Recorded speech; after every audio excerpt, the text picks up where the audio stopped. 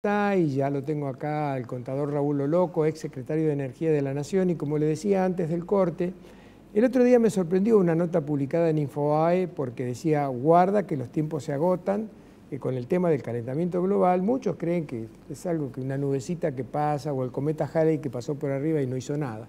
No es así, lamentablemente los científicos están muy preocupados con lo que está ocurriendo con este tema y además la despreocupación de algunos países. Por eso lo he invitado a Raúl Loloco y ahora vamos a conversar sobre ese tema.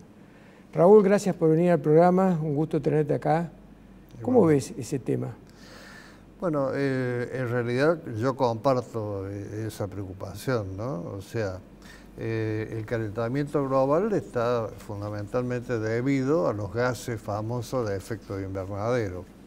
Entre ellos los fósiles, como son los producidos por los combustibles, por los hidrocarburos.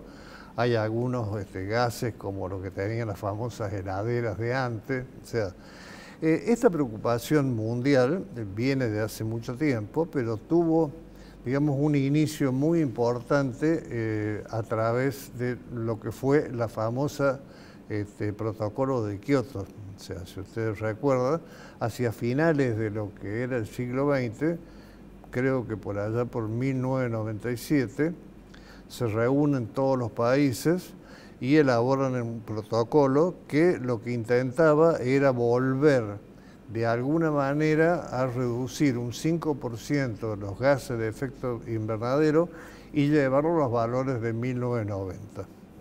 Como algunas cosas que hacemos los humanos, se puso recién en vigencia en el 2005, o sea, después de muchos años y por un quinquenio, y no se cumplió prácticamente nada. O sea, los gases siguieron estando y en algunos casos aumentando.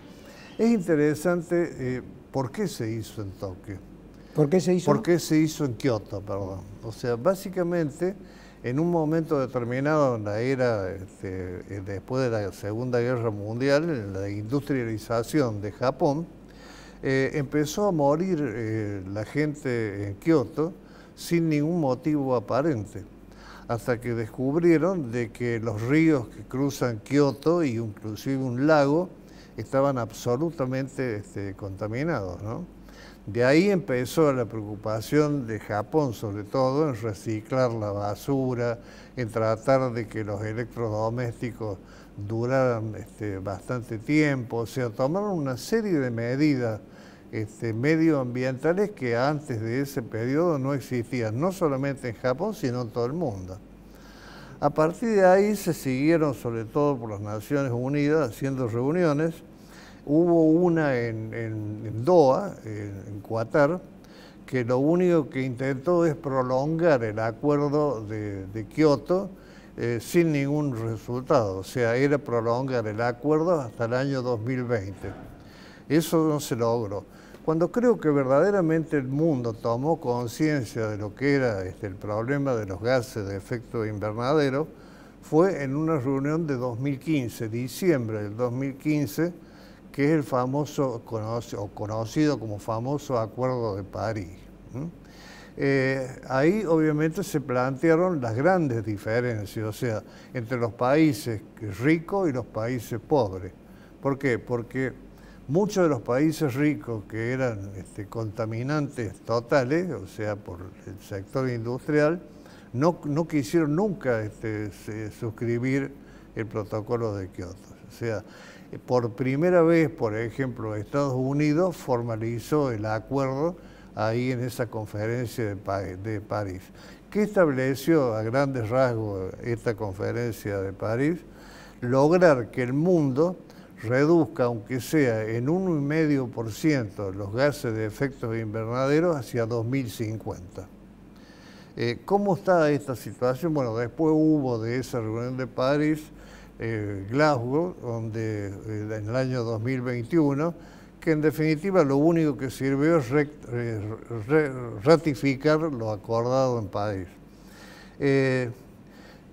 Cuando se produce la pandemia, es como que el mundo toma verdaderamente conciencia de lo que significa este problema, y yo creo que ahí se aceleran una serie de medidas que ahora están en franco retroceso, por ejemplo, por la guerra de Rusia con Ucrania, y ahí surge la total dependencia de los países europeos de lo que son los hidrocarburos, ¿no? Yo personalmente, ante esta situación, creo que tenemos que poner mucho énfasis en lo que yo llamo un periodo de transición. El periodo de transición es fundamental y creo que el mundo aceleró demasiado ese cambio, ¿no? Hay países, por ejemplo, que decían que en el 2025 ya los autos tenían que ser todos eléctricos, o sea, se crearon una serie de impuestos, una serie de políticas ambientales en el mundo que fueron furor, y para mí tenemos que ser muy cautos. O sea, afecta el desarrollo integral de los países. Así como el calentamiento global es un problema ecológico muy importante, el desarrollo de los países también es importante. Entonces creo que tiene que haber una armonía y no un cambio tan violento de pasar, por ejemplo, de golpe, de contaminar de una manera evidente y total a otra de contaminación cero, para ponerlo en un extremo, ¿no? Y los riesgos, por ejemplo, de descongelamiento de los polos, ahí como ejemplo vi la vez pasada una fotografía de Groenlandia tomada desde el aire, desde un punto determinado, y luego en el año 2021 otra fotografía tomada desde el mismo punto, y Groenlandia es como que perdió un 70% de su capa de hielo, y todo eso se derritió y se volcó al mar. Esos riesgos de que todas las poblaciones costeras del mundo quedarían bajo el mar, ¿no tampoco le crea alarma a los gobiernos? Depende. En general, y yo creo de que el calentamiento global existe un problema, pero en general el mundo está dividido. No todo el mundo cree que el calentamiento global es culpa del ser humano. Concretamente alguien importante, que fue presidente de Estados Unidos, Trump. O sea, Trump sacó a Estados Unidos del protocolo de París o del Acuerdo de París a Estados Unidos, ¿no? Sí, pero hubo un vicepresidente, Al Gore, de Clinton, que ha empeñado su trabajo en este tema del calentamiento global, y yo he visto algunas conferencias de él con exposición de fotografías y filmaciones, son espectaculares. Así que Trump está ciego, sordo y mudo, no ve nada o no quiere ver, porque en definitiva es un empresario que busca dividendos, pero no sé. Yo lo que quiero manifestar, no tomar partido, digamos, pero no hay un acuerdo total. De hecho, Rusia, China, son países que no han suscrito ningún tipo de acuerdo, ¿no? O sea, y son los considerados justamente los más contaminantes del mundo. Respecto a lo que usted dice, ha sucedido este año algo que para mí es muy grave.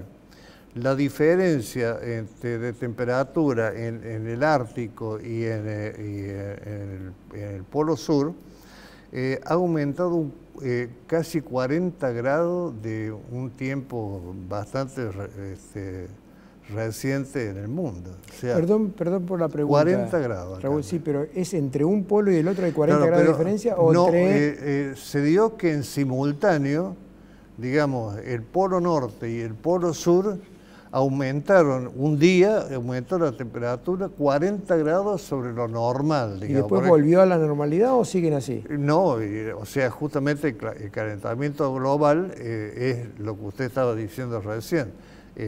Va subiendo de a poco la temperatura y va justamente produciendo los deshielo y todo este tipo de cosas, y el aumento de los mares y el riesgo de inundaciones y demás, ¿no? O sea que el mundo se está complicando, y más ahora donde de pronto esta guerra ha atrasado al mundo en su conjunto, ¿no?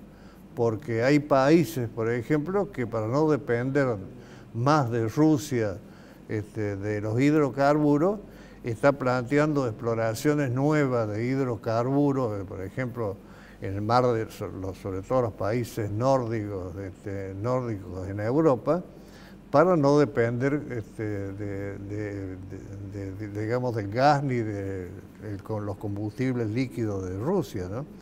O sea, es como que se está agravando y el mundo, en vez de ir hacia una disminución del efecto invernadero, creo que lo estamos manteniendo. Hay países que inclusive estaban pensando seriamente en cambiar su matriz energética y pasar de carbón a combustible menos contaminante, y sin embargo ahora están manteniendo las centrales térmicas a carbón, ¿no? O sea, primero, con el virus, con el COVID, es como que intentamos acelerar el proceso de disminuir el calentamiento global. Y ahora, con esta nueva situación, es como que no hemos avanzado mucho, ¿no? Y yo creo que es una verdadera preocupación, y vale la pena que el mundo entero esté atento a esto y haciendo acciones concretas. En Argentina, porque creo que es importante que sepamos nosotros los argentinos, durante el gobierno de Macri se avanzó muchísimo. Pasamos, por ejemplo, en energías no contaminantes, de un 10% a un 10% en la generación eléctrica, a través de lo que es lo eólico y lo solar, ¿no? Lamentablemente ese proceso se ha detenido, y Argentina, en una ley del 2015, creo que aproximadamente, que fue suscrita por unanimidad de todos los partidos, decidió que Argentina tenía que llegar a sustituir la matriz energética de los hidrocarburos hacia el 2025 y llevarla a un 20%. Estamos a la mitad, creo que nos tenemos que apurar, ¿no? A mí me enseña que nos quedan escasos 2 minutos de programa. Como vos te metiste en el tema de Argentina, te pregunto, no es querer ir a una teoría contrafáctica, pero ¿no era esta una gran oportunidad para Argentina tener en funcionamiento a pleno Vaca Muerta y exportar gas y exportar petróleo con la crisis de Ucrania-Rusia? Creo que nos perdimos de nuevo los argentinos una oportunidad extraordinaria, pero más aún tenemos que estar insistiendo para que no sea así, porque cuando yo hablo del proceso de transición entre lo que son las energías contaminantes, como son los combustibles líquidos y el carbón, pasar a unas menos contaminantes, el gas produce mucho menos contaminación. Entonces nosotros tendríamos que estar a full con Vaca Muerta produciendo gas para el mundo, y no lo estamos haciendo. Todavía estamos a tiempo. Pero en vez de avanzar en eso, está pasando algo muy grave. Perdimos el autoabastecimiento allá por el 2015, y ahora estamos perdiendo la seguridad energética. ¿Por qué?